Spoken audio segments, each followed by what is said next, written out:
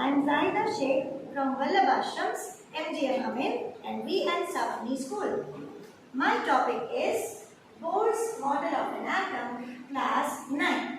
Bachcho, to understand this topic clearly, let us all visit a school of atoms. Here we go. In this school of atoms, they have a general register, the GR of this school of atoms. This is the general register of the school of atoms. It is a list of all the 118 elements which are known so far. As you can see, bachcho, since it's a register, these elements are arranged in a particular order. Just as your class register. In your class register, your names are arranged alphabetical wise. So then, in this general register of elements, the elements are arranged in the increasing order of their atomic number. But before going further with the new topic, let us recapitulate what you already know. We begin by defining atom. An atom is defined as the smallest particle of an element, and it shows all the properties of that particular element.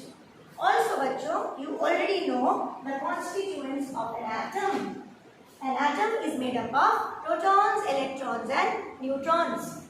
These are the three subatomic particles, and you are also aware of the charges carried by them. Protons are positively charged, electrons are negatively charged, and neutrons are neutral. They don't carry any charge. We also know the basic structure of an atom. We are aware of that. In that, the central region of an atom is known as the nucleus. You are already aware of this. The nucleus contains protons and neutrons.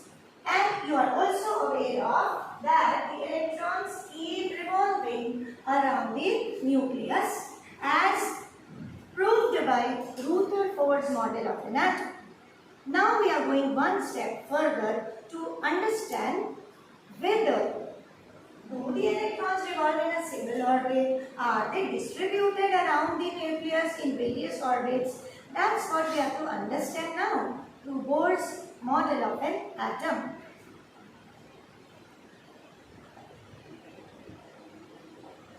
Further, what else we know is the last point that, okay, atomic number I have already defined. No, sorry, I didn't define it, let me do it. It is defined as the number of protons.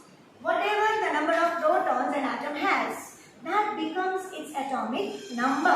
That becomes its identity, bachcho. Just as you have roll numbers in your class, elements have atomic numbers. How come atomic number becomes an identity? This is because no two elements ever have the same number of protons, So the number of protons in the nucleus of an atom becomes its identity. And then we call it its atomic number. So any element can always be recognized on the basis of its atomic number. Further, in any atom, the number of protons and the number of electrons, they are always equal.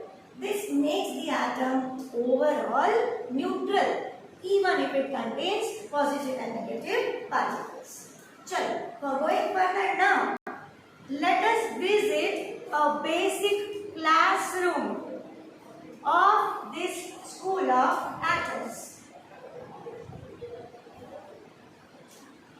This is the basic classroom of the first 20 elements of the school of atoms.